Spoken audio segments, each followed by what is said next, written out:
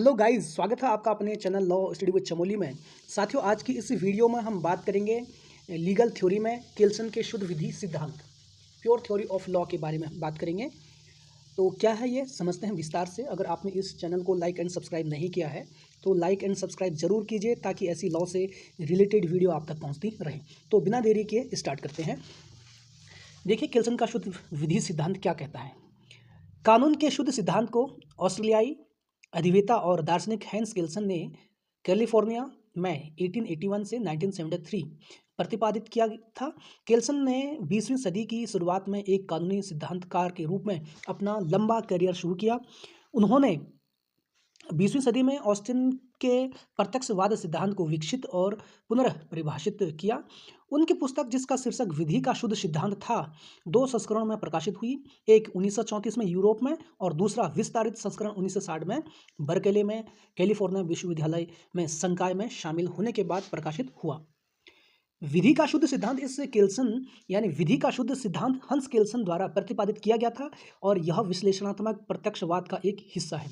केल्सन के अनुसार समाज में कानून बिखरे हुए, जिससे कानून के स्रोत में अस्पष्टता, एम्बिग्विटी पैदा होती है। कई तरह के कानून और नियम हैं, जिससे वर्गों के बीच असमानता पैदा हुई है। कानूनी व्यवस्था में एक तरह की उलझन है। इसलिए केल्सन ने एक रूपता हासिल करने के लिए कानून के अपने शुद्ध सिद्धांत को विकसित किया। उनके अनुसार कानून का सिद्धांत एक समान होना चाहिए। यह हर समय और हर जगह लागू होना चाहिए। केल्सन का कानून का सिद्धांत सभी सामाजिक विज्ञानों जैसे नैतिकता, इतिहास, राजनीति, समाजशास्त्र, अर्थशास्त्र आदि से मुक्त होना चाहिए। दूसरे शब्द में, यह शुद्ध रूप में होना चाहिए और अन्य सामाजिक विज्ञानों से पूरी तरह से अलग होना चाहिए। उन्होंने कानून को एक मानक विज्ञान के रूप में परिभाषित किया, न कि एक प्राकृतिक विज्ञान के रूप में। मूल रूप से केल्सन का सिद्धांत मानदंडों की अवधारणा के बारे में। उनके अनुसार कानून का ज्ञान मानदंडों का ज्ञान है। मानदंड का एक नियम है जो एक निश्चित व्यवहार को प्रतिबंधित करता है। उनका सिद्धांत मानदंडों के पदानुक्रम की पैरामिड संरचना पर आधारित है, जो मूल मानदंड से अपनी वैधता प्राप्त करता है, जिससे गुड नॉर्म के रूप में जाना जाता है। इसमें श्रेष्ठ मानदंडों का उनके निम्नतम मानदंडों पर नियंत्रण होता है। उन्होंने ऑस्टिन के इस विचार को खारिज कर दिया कि कानून एक आदेश है, क्योंकि ऑस्टिन व्यक्तिपरक विचार प्रस्तुत करता है, जबकि वह इसे एक उद्देश्य के रूप में चाहते हैं। देखिए, अब बात करते हैं केल्सन के शुद्ध विधि सिद्धांत की मुख्य विशेषताएं क्या हैं। विज्ञान के रूप में कानून। केल्सन ने एक ऐसा सिद्धांत प्रस्तुत करने का प्रयास किया जिससे विज्ञान के नियम को बदलने का प्रयास किया जा सके, और एक ऐसा सिद्धांत जिसे तर्क के माध्यम से समझा जा सके। सकारात्मक रूप यानी सकारात्मक कानून के रूप में कानून। ठीक है। कानून के शुद्ध सिद्धांत के पहले पैराग्राफ में केल्सन अपने सिद्धांत को सकारात्मक सिद्धांत के रूप में पेश करते हैं। सकारात्मक कानून के सिद्धांत। इस सिद्धांत को केल्सन ने कानून के पदानुक्रम के रूप में प्रस्तुत किया, जो एक बुनियादी मापदंड यानी ग्रैंड नॉर्म से शुरू होता है, जहां अन्य सभी मानदंड एक दूसरे से संबंधित होते हैं या निम्न मानदंड होते हैं। देखिए, कानून जैसा है। केल्सन ने इस बात पर जोर दिया कि विश्लेषण कानून पर केंद्रित होना चाहिए, जैसा कि वास्तव में निर्धारित किया गया है, न कि जैसा कि उसे होना चाहिए। कानून और नैतिकता। केल्सन द्वारा कानून और नैतिकता का सख्त पृथक्करण उनके शुद्ध विधि सिद्धांत को अभिन्न अंग है। और कानून का सिद्धांत एक रूप होना चाहिए। केल्सन के अनुसार कानून के सिद्धांत को सभी समय और सभी स्थानों पर लागू किया जाना चाहिए। कानून का स्थैतिक पहलू। केल्सन ने कानून के स्थैतिक सिद्धांत को कानून के गतिशील सिद्धांत से अलग किया। कानून का स्थैतिक सिद्धांत कानून को कानूनों के पदानुक्रम के रूप में दर्शाता है, जहां व्यक्तिगत कानून एक दूसरे से संबंधित होते हैं, या तो निम्नतर एक दूसरे से संबंधित या एक दूसरे के संबंध में श्रेष्ठ होते हैं। सिद्धांत कानून का शुद्ध विज्ञान। केल्सन कानून को राजनीति, समाजशास्त्र, तत्व मीमांसा और अन्य सभी अतिरिक्त कानूनी विषयों से अलग करने पर जोर देते हैं। वह विज्ञान को ज्ञान की एक प्रणाली या तार्किक सिद्धांतों के अनुसार व्यवस्थित संज्ञान की समग्रता के रूप में परिभाषित करते हैं। केल्सन ने अपने सिद्धांतों को कानून का शुद्ध विज्ञान नाम दिया, क्योंकि विज्ञान को तर्कसंगत कहा जाता है। इसे अपने विषय के साथ दोहरे संबंध में खड़ा होना चाहिए।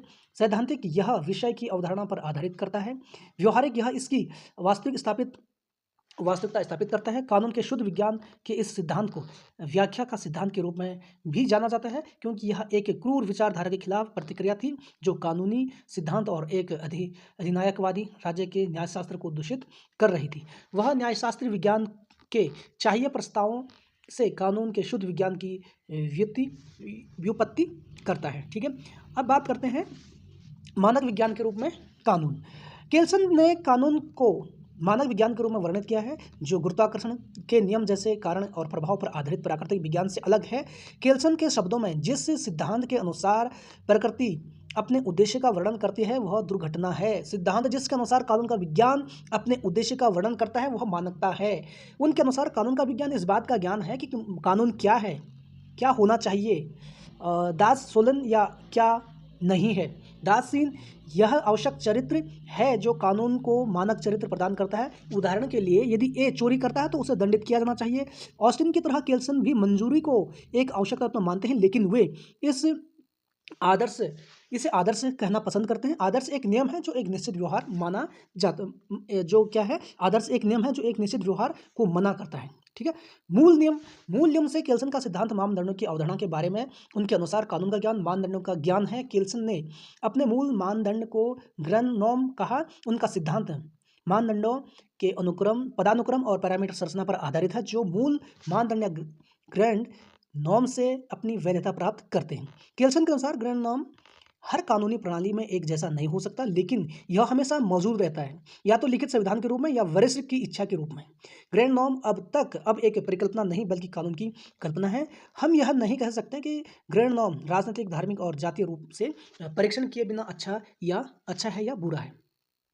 ठीक है, मानदंडों का पदानुक्रम। देखिए, इस सिद्धांत के अनुसार केल्सन ने विधि विज्ञान को मानदंडों के एक पैरामीटर के रूप में माना, जिसके शीर्षक ग्रैंड नॉर्म बुनियादी मानदंड थे। इस पदानुक्रम में उच्चतर मानदंड अपने अधीनस्थ मानदंडों पर नियंत्रण रखते हैं।